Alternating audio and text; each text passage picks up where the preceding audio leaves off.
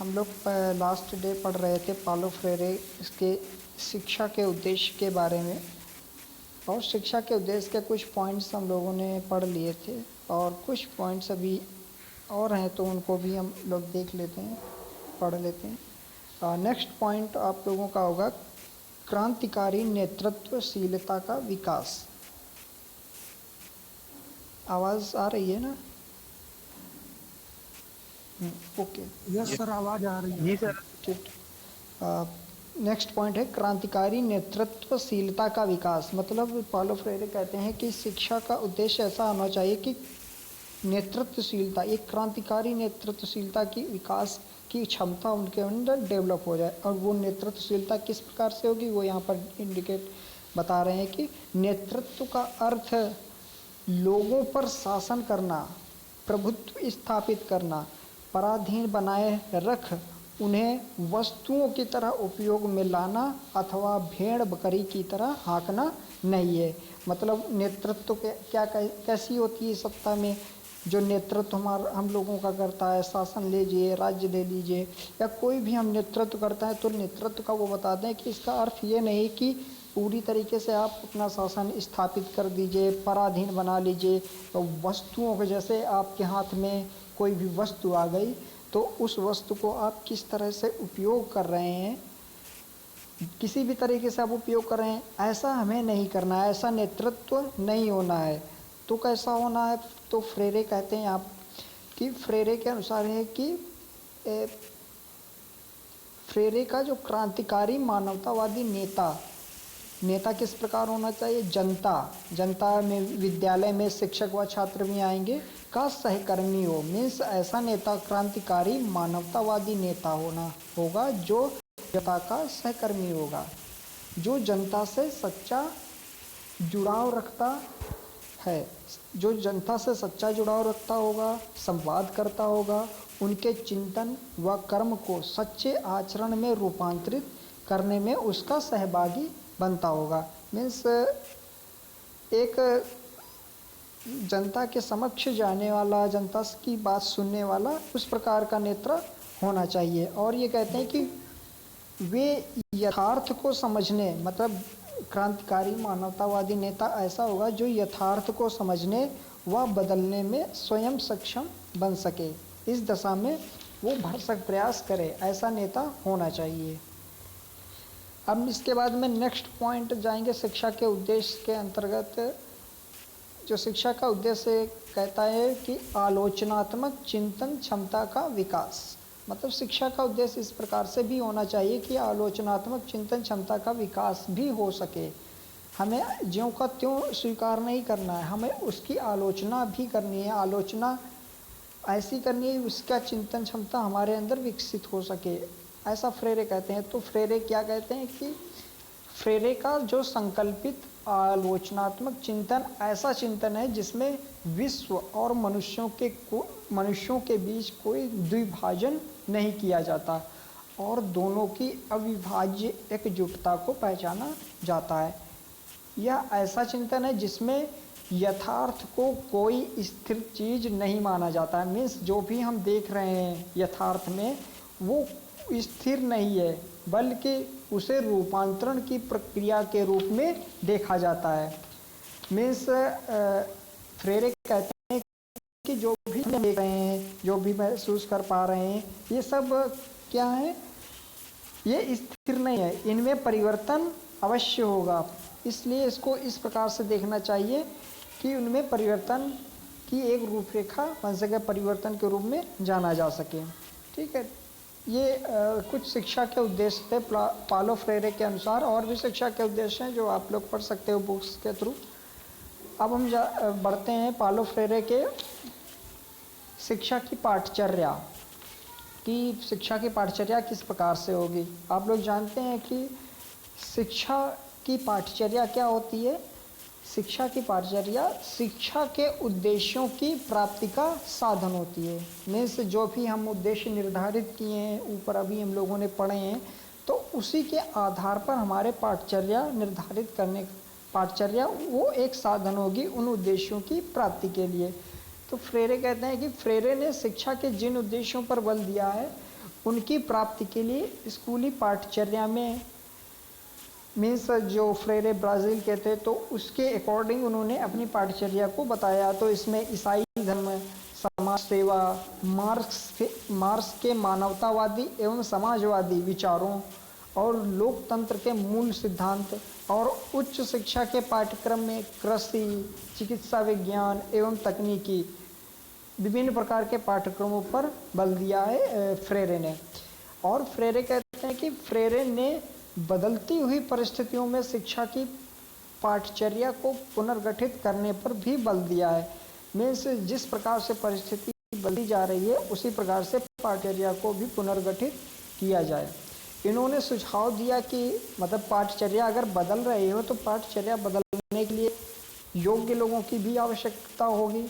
हाँ, तो इसके लिए इन्होंने सुझाव दिया कि इस कार्य में कौन कौन पाठचर्या को पुनर्गठित करने में मदद कर सकता है, सहयोग कर सकता है। तो इसके लिए सुझाव दिया है कि इस कार्य में दार्शनिक, वैज्ञानिक, गणितज्ञ और शिक्षकों का सहारा लिया जाना चाहिए, शिक्षा शास्त्रियों का सहारा लिया जाना चाहिए, सहयोग होगा।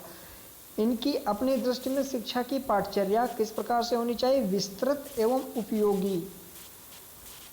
मीन्स फ्रेरे कहते हैं कि इनकी दृष्टि में शिक्षा की पाठचर्या विस्तृत एवं उपयोगी बनाने के लिए इनकी सहायता निश्चित रूप से कारगर सिद्ध होगी। मीन्स फ्रेरे कहते हैं कि पाठचर्या विस्तृत एवं उपयोगी हो तो इसके लिए जो दार्शनिक हैं, वैज्ञानिक हैं, गणितज्ञ हैं, शिक्षक हैं, शिक्षा शास्त्री हैं, इनकी सहायता निश्चित रूप से कारगर सिद्ध होगी।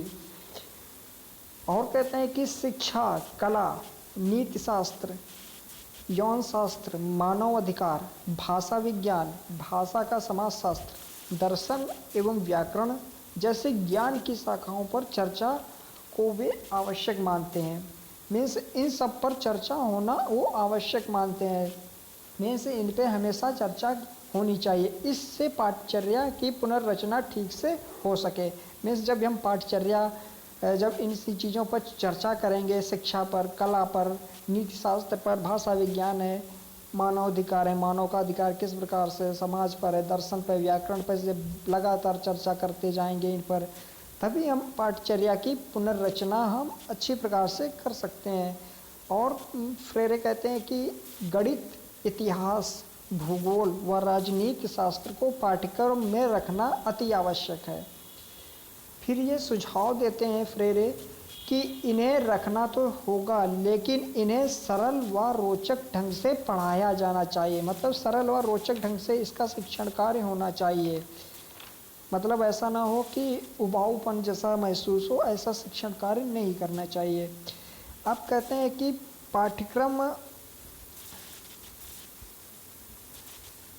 में कुछ इसके सुझाव, कुछ और भी इन्होंने जानकारी दी है कि पाठ्यक्रम विकसित करते समय छात्रों के पूर्व ज्ञान व जीवंत अनुभवों को अवश्य ध्यान रखा जाए। इस पाठ्यक्रम जब बनाया जाए, पुनर्रचना की जाए तो उसके लिए छात्रों के या विद्यार्थियों के पूर्व ज्ञान व जीवंत अनुभवों को अवश्य ध्यान रखा जाए। और ये कहते हैं कि पाठ्यक्रम में समाजवाद व साम्यवाद के विचारों को आदरणीय स्थान भी दिया जाना चाहिए। ये पालो फ्रेरे के विचार थे। और पालो फ्रेरे कुछ और भी विचार देते हैं जिनको हम पॉइंट वाइज कुछ अध्ययन करेंगे। तो पहला पॉइंट हो जाएगा पाठ्यक्रम शिक्षार्थी की आवश्यकताओं पर आधारित हो। मतलब फ्रेरे यहाँ पर कहते हैं कि जो पहले पॉइंट में हम देखेंगे कि पाठ्यक्रम शिक्षार्थी की आवश्यकताओं पर आधारित हो। हम लोग पूर्व में पढ़े थे कि आवश्यकता हमारी समाज में जिस प्रकार की आवश्यकता होगी वैसा ही हम अपने चीज़ों को डेवलप करेंगे। तो यहाँ पर फ्रेरे कहते हैं कि पाठ्यक्रम में इस प्रकार के विषयों का समावेश किया जाना चाहिए जिससे मानव और मानव समाज की आवश्यकताओं की पूर्ति हो। ऐसा ना हो कि उनसे कोई भी आवश्यकता पूर्ति ना हो सके, तो ऐसे पाठ्यक्रम को सम्मिलित नहीं करना चाहिए। ऐसा पाठ्यक्रम ही उसके लिए उपयोगी और समाज में, राष्ट्र के विकास में सहायक सिद्ध हो सकता है।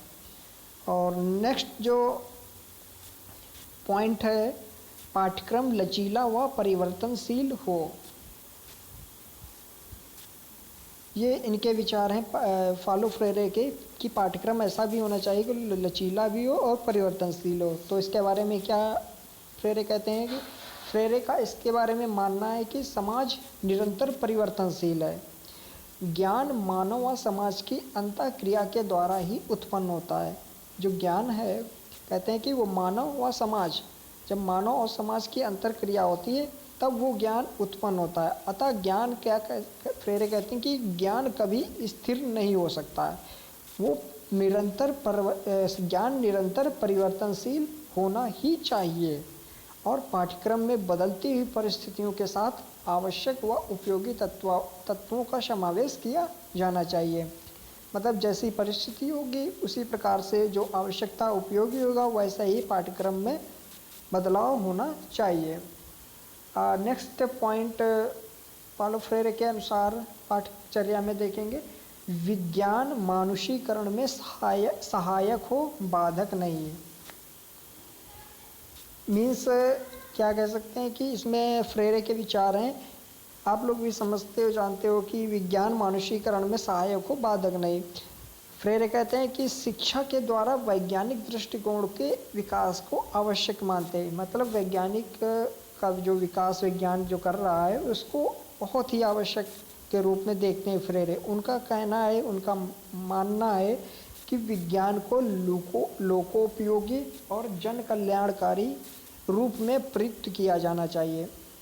मीन्स ऐसा ना हो कि वो हमारे लिए अहितकर हो, मीन्स हमारे लिए अहितकर हो, संहारक हो, विध्वंसकारी रूप में ऐसे विज्ञान को हमें नहीं प्रयोग करना चाहिए, ऐसे विज्ञान को हमें नहीं प्रयुक्त करना चाहिए।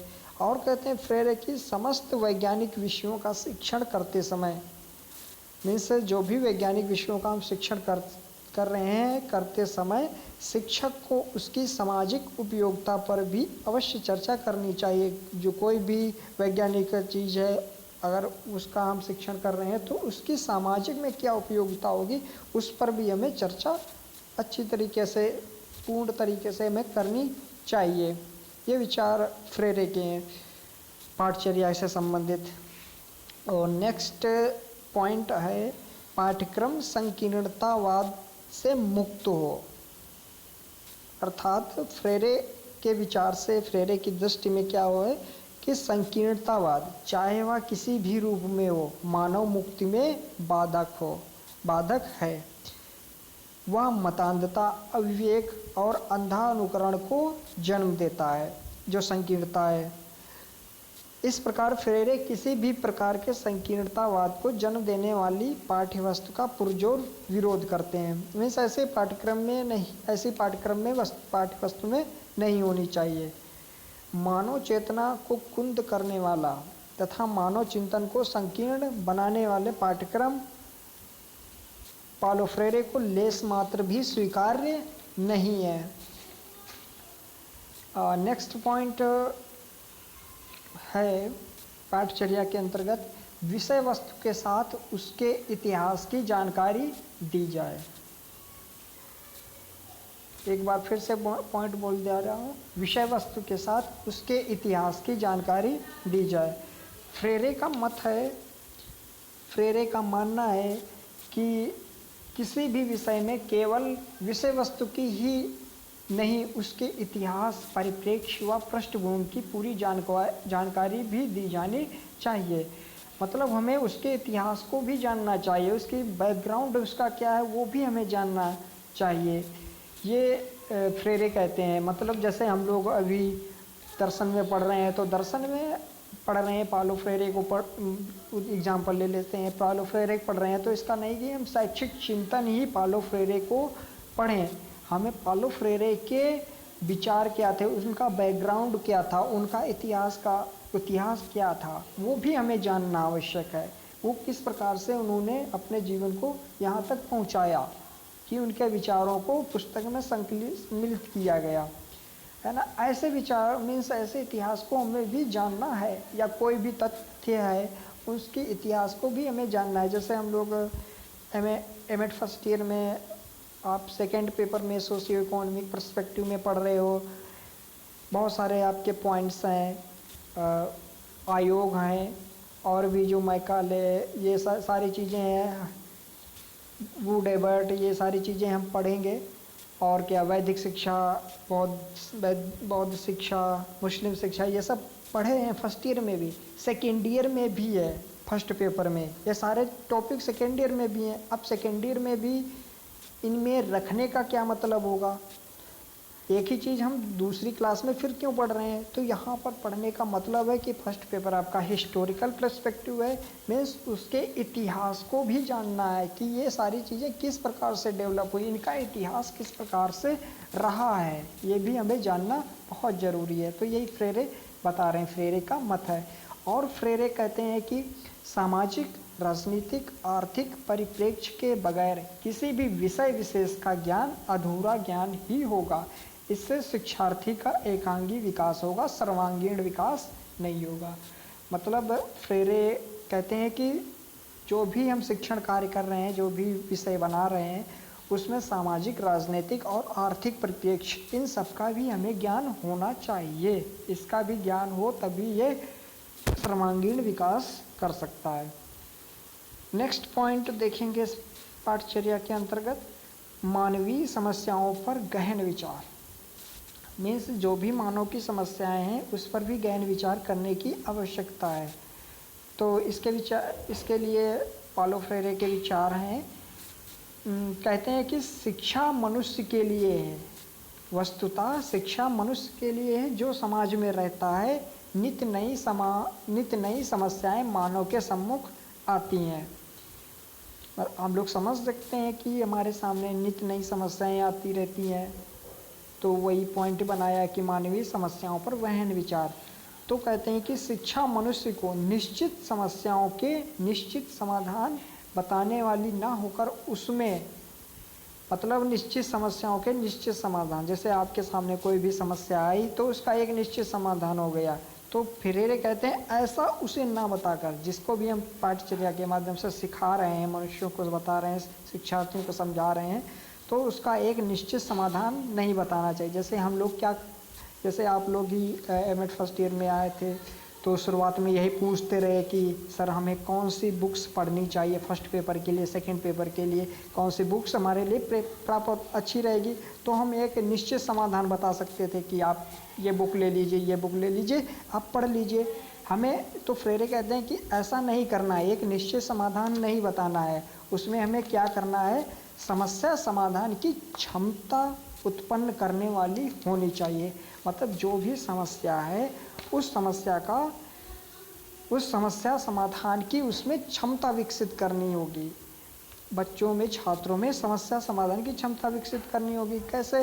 जैसे बुक्स है तो आप दर्शन की बुक्स पढ़ रहे हो तो दर्शन के लिए एक पर्टिकुलर बुक्स नहीं हमें देखनी चाहिए। तो ऐसी क्षमता विकसित छात्रों में कर देनी चाहिए कि वो एक बुक्स के अतिरिक्त नहीं 50 बुक्स का ज्ञान, 50 बुक्स का वो अध्ययन करें। ठीक है, फिर वो अपनी समस्याओं का समाधान करें। जैसे पालो फ्रेरे ही टॉपिक है तो इस पालो फ्रेरे टॉपिक एक बुक्स के आप लिख लेंगे, पढ़ लेंगे तो एक समस्या, वो निश्चित समस्या समाधान हो जाएगी। तो उससे ज्ञान की प्राप्ति और अधिक ज्ञान की प्राप्ति नहीं होगी। इसके लिए क्या होगा, क्षमता आपके अंदर विकसित हो जाएगी और आप 50 बुक्स, 10 बुक्स, 20 बुक्स आप उसको देखेंगे और उससे अपने समस्याओं को हल करेंगे। ऐसी क्षमता विकसित करनी होगी। ये पालो फ्रेरे के विचार हैं। और कहते हैं कि शिक्षार्थी समस्या अंधता के शिकार ना हो, समस्या अंधता के शिकार ना हो, अपितु उनके प्रति संवेदनशीलता व ग्राह्यता रखें। मीन्स ऐसा भी शिक्षक को नहीं करना है या पाठ्यक्रम से नहीं होना है कि उसमें समस्या अंधता जैसे शिकार ग्रसित हो जाए। संवेदनशीलता भी उसके अंदर शिक्षार्थियों के अंदर रखनी है। वे समस्या का बोध कर उसके निराकरण की दिशा में सम्यक चिंतन व वांछित कार्य करें। मीन्स ऐसा नहीं कि कोई भी समस्या हो गई तो इधर उधर भटक रहा है, अपनी एक सीधी लाइन से नहीं जा पा रहा है, सही दिशा में नहीं जा पा रहा है। तो इसके लिए उसके सम्यक चिंतन, एक सही सोचने विचारने की भी क्षमता विकसित हो और वांछित सही दिशा में ही कार्य करें। ऐसा भी हमें करना चाहिए शिक्षार्थियों के अंतर के लिए। अब नेक्स्ट पॉइंट होगा संस्कृति की शिक्षा, जो हम लोगों ने संस्कृति शिक्षा के उद्देश्य में संस्कृति के बारे में पढ़ा था, तो वही भी संस्कृति की शिक्षा पाठ्यक्रम में किस प्रकार से शामिल होनी चाहिए। तो फ्रेरे के विचार हैं, फ्रेरे पाठ्यक्रम में सांस्कृतिक विकास को प्रेरणा देने वाले तत्वों को शामिल किए जाने की आवश्यकता पर भी बल देते हैं। इन्होंने कहा स्थान विशेष की संस्कृति के प्रति लोगों में सम्मानपूर्ण भाव होने चाहिए। मतलब अपनी संस्कृति, जो भी स्थान विशेष है वो संस्कृति है, वहाँ पर अपने सम्मानपूर्ण भाव होने चाहिए। लेकिन ये भी सचेत करते हैं पाउलो फ्रेरे कि संस्कृति की कमियों को, मतलब जो भी संस्कृति है उसमें अगर कमियां दिख रही हैं, उस कमियों को और उसके विकास के अवरोधक तत्वों को पहचानते हुए उन्हें दूर करने का प्रयास भी निरंतर किए जाने चाहिए। मतलब ऐसी संस्कृति है जिसमें संस्कृति में कुछ कमियां हैं, और उस संस्कृति, ऐसी संस्कृति भी होती है जिससे हमारे स्वयं का और हमारे समाज का विकास में अवरोध हो जा रहा है। तो उसका भी हमें निरंतर उसका प्रयास करने की भी प्रयास भी हमें करना चाहिए, इसके लिए कोशिश करनी चाहिए। ठीक है, अब नेक्स्ट पॉइंट है हम लोगों का होगा मानवीय मूल्यों का संवर्धन। मूल्यों के बारे में यहाँ पर हमें जानकारी प्राप्त करनी है कि मानवीय मूल्यों को हमें अपने पाठ्यक्रम में इंक्लूड करना है। तो फ्रेरे कहते हैं कि फ्रेरे एक सच्चे मानवतावादी चिंतक थे। शिक्षा कहते हैं कि शिक्षा मानव को उसकी संपूर्ण संभावनाओं के चरम तक पहुंचाने में सहायक बने। ऐसी शिक्षा हो, मतलब संभावना, जो भी उसकी संभावनाएं हैं वहाँ तक पहुंचाने में हेल्प करे, ऐसी शिक्षा होनी चाहिए। फ्रेरे यही इच्छा या कामना रखते थे।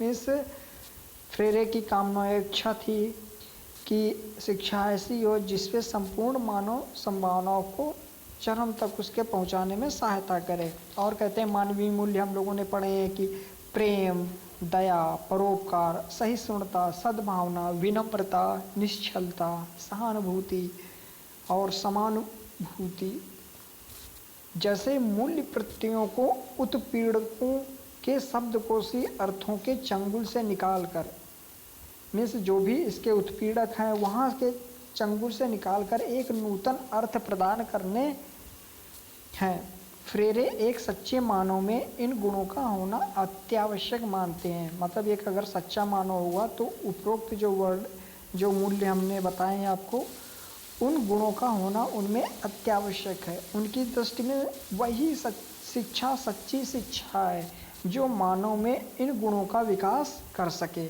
उसे स्वतंत्रता की ओर अग्रसर करे, अधिकारों के लड़ने का साहस दे। जो भी अधिकार हमारे हैं उन अधिकारों के लिए हम लड़ सकें, ऐसी साहस प्रदान करे। उत्पीड़न व गुलामी की जंजीरों को तोड़ने की शक्ति दे। कोई सता रहा है, गुलाम बना रहा है, उन जंजीरों को भी तोड़ने की शक्ति प्रदान करे। और इस प्रकार कह सकते हैं कि मानव के लिए मुक्ति का द्वार खोले। ऐसे मानवीय मूल्यों का संवर्धन अपने पाठ्यक्रम में करना चाहिए। ये विचार पाउलो फ्रेरे के शिक्षा की पाठचर्या से संबंधित थे। नेक्स्ट हम लोग जाएंगे पाठचर्या के बाद में शिक्षण पद्धति या शिक्षण विधि। अब क्या पाउलो फ्रेरे शिक्षण विधि के बारे में क्या कहते हैं। अब इसके जो भी हम लोगों ने उद्देश्य बनाए उसकी पाठचर्या बना ली। अब पाठचर्या को पढ़ाने के लिए शिक्षण कौन कौन से तरीके होने चाहिए, किस प्रकार से हमें इन पाठचर्या को पढ़ाना होगा, इसके लिए हमें कौन कौन से टीचिंग मेथड अपनाने होंगे, इसके बारे में पाउलो फ्रेरे के विचार क्या कहते हैं। तो पढ़ते हैं यहाँ पर।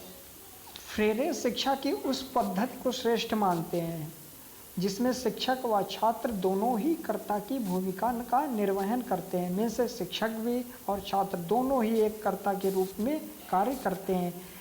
कर्ता से यहाँ पर पाउलो फ्रेरे का उनका तात्पर्य है कि ऐसे मनुष्य जो जानते हैं और कर्म करते हैं। मतलब जो जिसके बारे में जान रहा है और वो उसके बारे में कर्म कर रहा है, तो वही पद्धति यहाँ पर देख सकते हैं। और पाउलो फ्रेरे कहते हैं कि सामान्यतः शिक्षक ज्ञान का संप्रेषण मौखिक रूप से करते हैं। मतलब उस समय भी जब पालो फ्रेरे भी अपने पढ़ाई कर रहे थे उस समय भी, और ये सारी चीज़ें होगी। मिस शिक्षक क्या होता है, ज्ञान का जो भी कम्युनिकेशन होगा वो मौखिक रूप से करते हैं और शिक्षार्थी उसे सुनते हैं। फ्रेरे ने इस शिक्षण को एक नाम दिया है बैंकिंग संप्रत्यय। ये यहाँ पर इनका ध्यान देने वाली बात है कि जो मौखिक रूप से हम संप्रेषण करते हैं, शिक्षक ज्ञान का संप्रेषण करता है, इस संप्रेषण को उन्होंने नाम दिया है बैंकिंग संप्रत्यय, बैंकिंग कॉन्सेप्ट। इसका अर्थ जैसे इन्होंने बैंकिंग संप्रत्यय की संज्ञा दी है जिसमें शिक्षार्थी को शून्य अकाउंट माना जाता है। जैसे हम लोग कोई भी अकाउंट बैंक में जाते हैं, वो अकाउंट खुलते हैं तो शून्य अकाउंट से खोला जाता है, और धीरे धीरे हम उसमें क्या करते हैं, पैसे डिपॉजिट करते जाते हैं, है ना। 100 रुपये डाले, 1000 फिल किए, फिर 1 लाख पहुँचे, फिर 2 लाख पहुँचे, 1 करोड़ पहुँचे, मीन्स ऐसे ऐसे हमारा बैंक अकाउंट बढ़ता जाता है। ऐसे ही ये शिक्षक करता है कि मौखिक रूप से शिक्षण करेगा, उसमें जीरो रूप से, मतलब शिक्षार्थी के पास में वो ज्ञान एक जीरो की तरीके से शुरू होगा और वो धीरे धीरे उसमें ज्ञान का भंडार, उसमें ज्ञान का अकाउंट को भरता जाता है। ठीक, तो ये इनके विचार थे बैंकिंग संप्रत्यय से पालो फ्रेरे। और कहते हैं कि पालो फ्रेरे शिक्षण अधिगम के संबंध में जॉन डीवी का एक विचार है, उस विचार से वो पूरी तरीके से सहमत है। तो जॉन डीवी का एक विचार है, क्या है, बच्चे समाज में सामाजिक अंतःक्रिया द्वारा स्वयं सीखते हैं और इसी प्रकार उनमें ज्ञान का विकास होता है। क्या, एक बार फिर से मैं रिपीट कर दे रहा हूँ, जॉन डीवी का विचार है, बच्चे समाज में सामाजिक अंतःक्रिया द्वारा स्वयं सीखते हैं और इसी प्रकार उनमें ज्ञान का विकास होता है। मतलब समाज में रहते हैं, समाज में जो भी अंतःक्रिया होती है उसके द्वारा बच्चे स्वयं सीख जाते हैं और उससे वो ज्ञान का विकास होता है। तो फ्रेरे ने इसी बात पर अपने विचार दिए हैं कि स्कूली स्तर पर बच्चों को स्वयं के प्रयास से सीखने के अवसर प्रदान करने चाहिए। मतलब जो भी स्कूली स्तर होगा वहाँ पर हमें बच्चों को ज़बरदस्ती नहीं सिखाना है, वहाँ पर उनके स्वयं के प्रयास के सीखने के अधिक से अधिक अवसर देने चाहिए। उनके लिए ऐसे पर्यावरण का विकास करना चाहिए जिसके साथ प्रतिक्रिया करते हुए वे नए ज्ञान एवं कौशल को सीख सकें। मतलब ऐसे एनवायरनमेंट को डेवलप कर दो कि जिससे वो स्वयं नया ज्ञान सीख सके, नए कौशल को सीख सकें। फ्रेरे ने देखा कि स्कूली स्तर पर बच्चे गणित को समझने में कठिनाई अनुभव करते हैं। आप लोग भी पढ़े होंगे, जब क्लास 6, 7 या 1 to 5 में वैसे होंगे, तो वहाँ पर आपको गणित समझने में, कई लोगों को गणित समझने में बहुत कठिनाई महसूस होती है और इतिहास और भूगोल के तथ्यों को स्मरण भी नहीं कर पाते हैं। इतिहास भूगोल है, बहुत सारे ऐसे तथ्य आते हैं जिनको हमें स्मरण करना होगा, याद करना होता है, और इन विषयों में काफ़ी बच्चे फेल हो जाते हैं।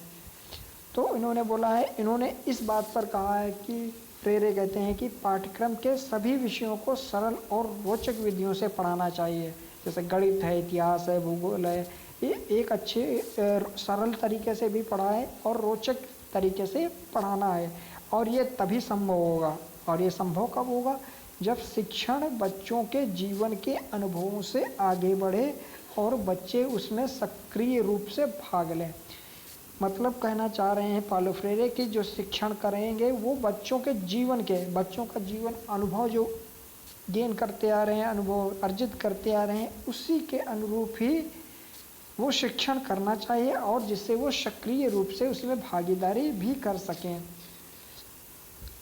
उच्च शिक्षा स्तर पर उन्होंने पालो फ्रेरे ने व्याख्यान विधि के प्रयोग का समर्थन किया है। उच्च शिक्षा पर व्याख्यान विधि का प्रयोग होना चाहिए। स्पष्टीकरण रूप से करते हैं कि इस स्तर के छात्र व्याख्यान सुनने और समझने में समर्थ होते हैं। मतलब अब हम लोगों के पास में जो उच्च शिक्षा में हम ग्रहण कर रहे हैं, तो यहाँ पर ऐसा हम लोग इतना समर्थ हो चुके हैं कि हमें व्याख्यान को सुन सकेंगे और उसको समझने की भी कोशिश करेंगे। ठीक है, इसी के साथ इस स्तर पर उन्होंने स्वाध्याय विधि का भी समर्थन किया है। मीन्स स्वाध्याय विधि को भी हमें समझना होगा, स्वाध्याय करना भी होगा। इस स्तर पर हम लोग स्वाध्याय भी करते हैं, तो यहाँ पर स्वाध्याय विधि को भी समर्थन दिया है। और कहते हैं कि निरक्षरों को साक्षर बनाने के लिए फ्रेरे ने एक नई विधि का विकास किया था।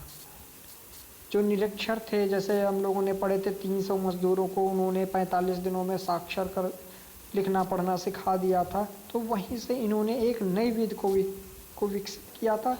और फ्रेरे ने कहा है कि प्रत्येक भाषा में कुछ शब्द ऐसे होते हैं जो प्रत्येक व्यक्ति प्रयोग करता है। ऐसे शब्दों की सहायता से निरक्षरों को सरलता से साक्षर बनाया जा सकता है।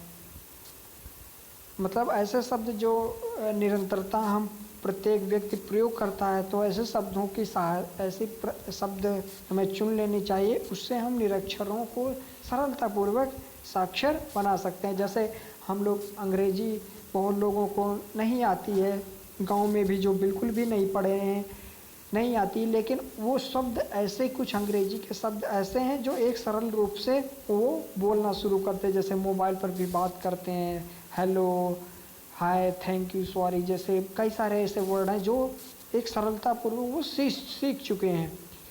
अब जैसे मोबाइल में टाइपिंग करते हैं, लिखते हैं, बहुत लोग अंग्रेजी में लिखते हैं, लेकिन वो उनके पास ज्ञान नहीं है, लेकिन वो सीख चुके हैं कुछ ऐसे शब्दों को। ऐसे ही वो प्रयोग करने की बात करते हैं कि ऐसे शब्दों को सिखा देना चाहिए जो निरक्षर हैं। इन शब्दों, जो ये शब्द हैं, इन शब्दों को इन्होंने इसका नाम दिया था उत्पादक शब्द। ऐसे शब्दों को इन्होंने नाम उत्पादक शब्द के रूप में कहा है। उन्होंने पुर्तगाली भाषा सिखाने के लिए, पालो फ्रेरे ने क्या किया था, पुर्तगाली भाषा सिखाने के लिए 15-20 ऐसे शब्दों की खोज की थी और उनके माध्यम से निरक्षरों को बहुत कम समय में उन्हें साक्षर बना दिया, उन्हें पढ़ना लिखना सिखा दिया। तो शिक्षण विधि से संबंधित कुछ पॉइंट हैं, तो उन पॉइंटों के बेस पर हम आगे बढ़ेंगे, पढ़ते हैं। पहला पॉइंट होगा विषय वस्तु का ऐतिहासिक सामाजिक संदर्भ में प्रस्तुतिकरण एवं सहसंबंध स्थापित करना। फिर से एक बार रिपीट कर दे रहा हूँ, विषय वस्तु का ऐतिहासिक सामाजिक संदर्भ में प्रस्तुतिकरण एवं सहसंबंध स्थापित करना।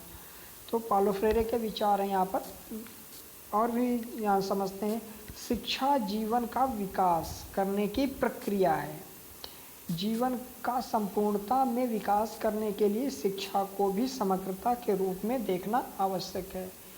ज्ञान का अलग अलग विषयों के रूप में विभाजन केवल शैक्षिक व्यवस्था में सुविधा की दृष्टि से किया जाता है। मतलब इनके फ्रेरे का कहने का मतलब है, ज्ञान क्या है? ज्ञान एक इकाई है, एक यूनिट की तरीके से है। ऐसा नहीं कि ज्ञान को हम विभाजित कर सकें। पालो फ्रेरे यहाँ पर कहते हैं कि ज्ञान के विषय जो हम लोग पढ़ते हैं उनमें विभाजन हम कर देते हैं। क्यों करते हैं? क्योंकि शैक्षिक व्यवस्था में सुविधा की दृष्टि से कर लेते हैं। जैसे हम लोग शिक्षा शास्त्र पढ़ रहे हैं, शिक्षा शास्त्र में बहुत सारे विषय आते हैं, दर्शन आता है, मनोविज्ञान आता है, समाज का आता है, और रिसर्च आता है, प्रबंधन आता है, ICT भी आता है, कैरिकुलम आता है, मीन्स बहुत सारे ऐसे पेपर आते हैं। लेकिन हम उनकी सुविधा की दृष्टि से क्या करते हैं कि हम उनमें विभाजन कर देते हैं, जिससे हम अच्छी प्रकार से पढ़ सकें। अतः ये कहते हैं कि विषय विशेष का शिक्षण करते समय उस विषय का अन्य विषयों के साथ सहसंबंध अवश्य स्थापित किया जाना चाहिए। मतलब कोई भी विषय विशेष हम पढ़ रहे हैं, जैसे हम एमएड कर रहे हैं, तो एमएड के विषय विशेष शिक्षा शास्त्र है, अब उसका हम अध्ययन कर रहे हैं, या कोई भी पेपर का हम अध्ययन कर रहे हैं, उसका दूसरे विषय के साथ में सहसंबंध, उसका कोरिलेशन अवश्य स्थापित करना चाहिए। जैसे दर्शन है, दर्शन में हम किसी अन्य विषय का भी कोरिलेशन कर सकते हैं, संस्कृत से कुछ पॉइंट्स ले सकते हैं, दर्शन शास्त्र से ले सकते हैं, हिंदी से भी ले सकते हैं, मनोविज्ञान से भी इससे जोड़ सकते हैं, मैथ से भी जोड़ सकते हैं, बायोलॉजी से भी जोड़ सकते हैं। मीन्स हम विभिन्न विषयों से इसका संबंध स्थापित कर सकते हैं। ये और कहते हैं कि अध्यापक योग्यता, निपुणता, लगातार सोचने की प्रक्रिया, और ये किस प्रकार से होगा, मीन्स हम सहसंबंध स्थापित कर रहे हैं तो वो अध्यापक ही कर सकता है जिसके अंदर योग्यता होगी, निपुणता होगी और लगातार सोचने की प्रक्रिया से ये सब संभव हो सकता है, हो सकेगा। अब नेक्स्ट पॉइंट होगा शिक्षण विधि के संबंध में, विचारों का आरोपण नहीं अपितु अंतः संप्रेषण व सहभागिता। फिर से एक बार पॉइंट रिपीट करता हूँ, विचारों का आरोपण नहीं अपितु अंतः संप्रेषण व सहभागिता। फ्रेरे कहते हैं कि शिक्षण की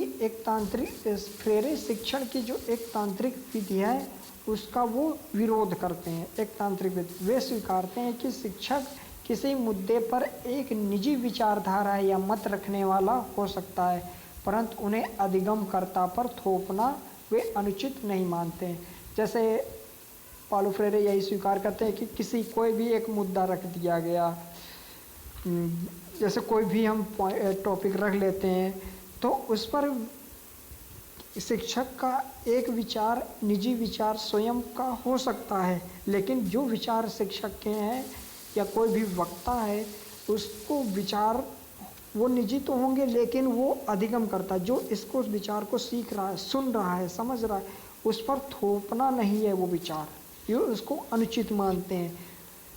पाउलो फ्रेरे कहते हैं कि स्वतंत्र विचार विमर्श की वकालत करते हैं। इस विमर्श में शिक्षक व छात्र दोनों सहगामी होंगे और कर्ता के रूप में भाग लेंगे। मीन्स इसमें शिक्षक और छात्र दोनों एक कर्ता के रूप में भाग लेंगे और जो भी विचार विमर्श हमें करना है, जो भी पॉइंट्स हम रखे हैं, जो भी टॉपिक पर हम चर्चा करना चाहते हैं उस पर स्वतंत्र रूप से दोनों कर्ता के रूप में भाग लेंगे। ये एक शिक्षण विधि के रूप में स्वीकार करते हैं। और कहते हैं कि शिक्षक अपने व्यापक ज्ञान व अनुभवों को विद्यार्थियों के साथ बांटता है। क्या करता है? शिक्षक अपने जो ज्ञान है, व्यापक ज्ञान है और अनुभव है, वो विद्यार्थियों के साथ में बांटता है। विषय पर विभिन्न कोणों से ज़्यादा प्रकाश डालता है। जैसे कोई भी विषय पढ़ा रहा है, कोई भी टॉपिक हो गया, उस टॉपिक पर विभिन्न कोणों का मतलब होगा विभिन्न दिशाओं से, हर एक दिशा से वहाँ पर एक अपने अनुभव और ज्ञान से वो अधिक से अधिक उस पर प्रकाश डालता है, उस पर विचार व्यक्त करता है। यहाँ पर जैसे कि इस रूप में इसका विचार क्या हो सकता है, इस रूप में यहाँ पर हम क्या समझ सकते हैं, ऐसे ये शिक्षक करता है। अब इसके बाद में नेक्स्ट पॉइंट होगा आलोचना चिंतन की प्रक्रिया में दक्षता उत्पन्न करना। जैसे हम लोगों ने पढ़ा था शिक्षा के उद्देश्य में आलोचना के विषय में कि आलोचना चिंतन की क्षमता का विकास करना है, तो यहीं पर शिक्षण विधि के रूप में भी कहते हैं पाउलो फ्रेरे की आलोचना चिंतन की प्रक्रिया में दक्षता उत्पन्न करना, यह भी एक शिक्षण विधि के रूप में इसको मानते हैं। फ्रेरे कहते हैं कि शिक्षक के माध्यम से विद्यार्थियों की चिंतन प्रक्रिया को उद्दीप्त करके उन्हें आलोचनात्मक ढंग से सोचना सिखाने पर बल देते हैं। जैसे शिक्षक के माध्यम, मतलब जो भी हम आलोचना करेंगे वो शिक्षक के माध्यम से ही हम कर सकते हैं। तो ऐसे विद्यार्थियों में ऐसी चिंतन प्रक्रिया डेवलप करनी है जिससे विद्यार्थी आलोचनात्मक ढंग से विचार कर सकें। समस्याओं को विद्यार्थियों के सम्मुख स्वाभाविक रूप से रखने, उनमें समस्याओं के प्रति संवेदनशीलता व ग्राह्यता विकसित करने और इसमें उत्पन्न होने वाले प्रश्नों के उत्तर की खोज की दिशा में चिंतन करते हुए विद्यार्थियों के लिए अत्यावश्यक है। मीन्स जो भी समस्याएं हैं, जो भी है, वो विद्यार्थी अपने उन समस्याओं के प्रति आलोचनात्मक ढंग से विचार कर सकें। और फ्रेरे कहते हैं कि आलोचनात्मक ढंग से सोचा जाए यह सिखाना बहुत ही आवश्यक है। मतलब कोई भी हम तथ्य को ज्यों का त्यों स्वीकार नहीं करेंगे, इसके लिए हमें आलोचनात्मक ढंग से सोचना सिखाना ही चाहिए। ये सिखाना बहुत ही आवश्यक है। और नेक्स्ट पॉइंट शिक्षण विधि के रूप में देखेंगे प्रश्न पूछना। प्रश्न पूछना एक कारगर तरीका है। ये भी एक शिक्षण विधि के रूप में पालो फ्रेरे स्वीकार करते हैं। प्रश्न पूछना एक कारगर तरीका है। फ्रेरे का मानना है कि प्रश्न के माध्यम से अधिगमकर्ता को चिंतन के लिए उत्प्रेरित किया जा सकता है। कब, क्यों, कहाँ, कैसे उन्हें किसी विषय पर आलोचनात्मक ढंग से सोचने हेतु दिशा प्रदान करते हैं। प्रश्न उस वस्तु का ऊपरी हिस्सा होता है। जो प्रश्न हम पूछ रहे हैं क्या होगा, प्रश्न उस वस्तु का ऊपरी हिस्सा होता है जिसे शिक्षक विद्यार्थियों के सामने विचारार्थ रख रहा होता है। उस विषय पर व्याख्या देने के बजाय उसी से निकला हुआ प्रश्न पूछता है तथा उन्हें चिंतन व समस्या समाधान को प्रेरित करता है। जैसे कोई भी विषय वस्तु हम पढ़ा रहे हैं, व्याख्यान देने के पहले उसमें जो भी प्रश्न निकल रहा है वो प्रश्न शिक्षक विद्यार्थियों के सम्मुख रख सकता है और उस पर अपने विचार, अपने चिंतन व समस्या समाधान के विद्यार्थी उस पर बोल सकते हैं, विचार कर सकते हैं।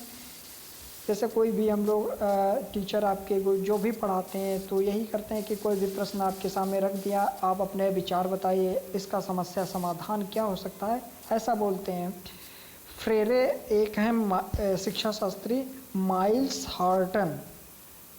हार्टन के साथ में वार्तालाप कर रहे थे। तो उस समय एक माइल्स हार्टन का एक विचार था, उस विचार को वे सहमत थे और उसको यहाँ पर व्यक्त करते हैं कि स्वयं शिखर पर चढ़ने के बदले आप उन्हें शिखर पर चढ़ाएं। फ्रेरे ये इस विचार से बिल्कुल भी सहमत थे। जो विचार है माइल्स हार्टन का, स्वयं शिखर पर चढ़ने के बदले आप उन्हें शिखर पर चढ़ाएं। मतलब जैसे हम किसी को शिखर पर, पर्वत पर चढ़ना सिखा रहे हैं तो हम ऐसा नहीं करेंगे कि हम स्वयं शिखर पर चढ़ें और उनको ना चढ़ाएं। हमें यही करना है कि उन्हें शिखर पर चढ़ाएं, साथ में हम भी उसको सिखाते हुए चले जाएं। ये विचार माइल्स हार्टन के थे जिस पर पालो फ्रेरे सहमत थे कि स्वयं शिखर पर चढ़ने के बदले आप उन्हें शिखर पर चढ़ाएं। मतलब जो भी विद्यार्थियों के, कह सकते हैं कि जो भी विद्यार्थियों के सामने समस्या है, उस समस्या पर अध्यापक क्या करेगा, उस समस्या का पूरा हल अध्यापक नहीं बताएगा। उस समस्या को कैसे हल किया जाए ये हमें सिखाना होगा शिक्षार्थी को। वो इसलिए इससे वो स्वयं समस्या को हल कर सकेगा।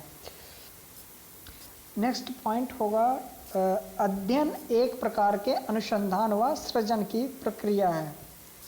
अध्ययन ये भी एक शिक्षण विधि के रूप में देखते हैं कि अध्ययन एक प्रकार के अनुसंधान व सृजन की प्रक्रिया है। कैसे? फ्रेरे पढ़ाई लिखाई के कार्य को एक गंभीर विषय के रूप में मानते हैं। उनका कहना है कि शिक्षक को विद्यार्थियों के सम्मुख इसके अध्ययन को, इसके निहितार्थों को पूर्णतः स्पष्ट कर देना चाहिए ताकि वे इसे केवल मौज मस्ती व समय काटने के रूप में ना लें।